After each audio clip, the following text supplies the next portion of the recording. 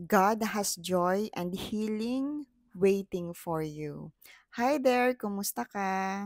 Baka may pinagdadaanan ka ngayon na sobrang hirap at hindi mo maiiwasang malungkot. At alam ko, naiintindihan ko rin na mabigat siya sa puso natin. Pero gusto kong ipaalala sa'yo, do not stay long in that sadness. Sabi sa Psalm 35, weeping may last for a night, but joy comes in the morning. Alam ni God lahat ng pinagdadaanan mo. Alam ni God na hindi mo na kaya at alam din ni God na gusto mo nang bumitaw.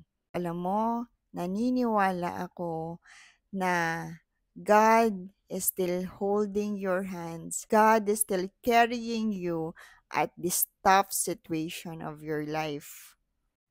Hindi talaga maiiwasan since nasa fallen world tayo na malulungkot pa rin tayo, masasaktan tayo, pero hindi rin naman nahahayaan ng Panginoon na magstay tayo dyan for too long, na dyan na talaga mas-stuck yung buhay natin. He is a God of hope and restoration. Kayang baguhin ng Diyos ang sitwasyon mo ngayon. He is just waiting for you to come home. He is just waiting for you to call on Him. You remember yung sa prodigal son? Syempre yung son doon, yung prodigal son, natatakot siyang bumalik sa kanila kasi nilustay niya na yung mana niya, eh. So, parang feeling niya he don't deserve all the good things na kayang ibigay ng father niya.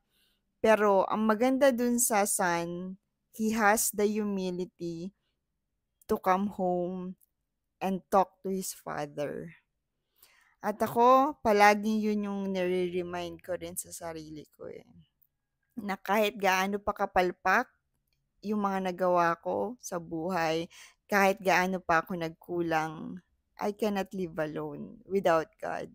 Hindi ko kayang mabuhay ng hindi ako tumatawag at nananatili sa presensya niya. Kaya kahit gaano pa feeling ko kapalpak akong tao, kaimperpekto akong tao, I will still call on my Creator.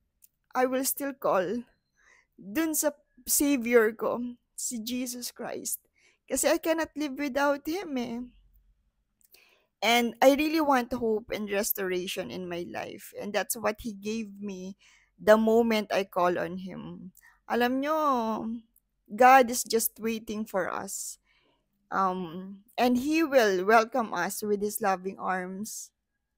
And ang sarap nung moment na yon na parang feeling mo kapag lumapit ka sa kanya, he will whisper to you na, "It's okay. I'm glad you're home." At isa sa mga ang dami kong nakausap ngayong weekend at I know how it feels na walang-wala na talaga yung isip mo, you're losing hope and may mga pagkakataon din na ay gusto mo na talagang sumuko.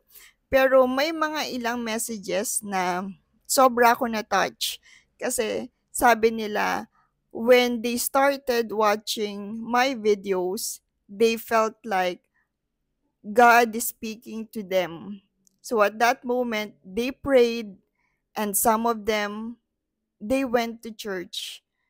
Kaya sabi ko, Lord, thank you because you used my pain for a purpose.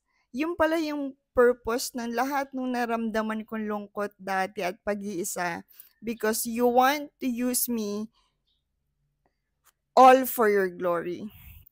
Na gusto mo na naranasan ko yung wala akong ibang makausap, yung wala akong mapagsabihan ng totoong nararamdaman ko.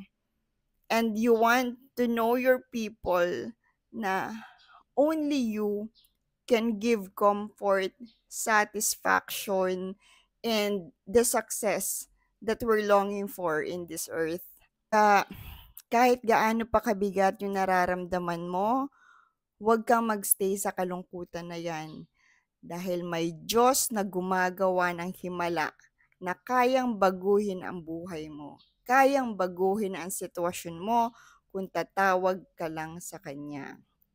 And do not stay long in sadness kasi puwedeng gamitin niya ng kaaway to break you more, to crush you more, until such time na dumating ka na talaga sa point na hindi mo na makayanan.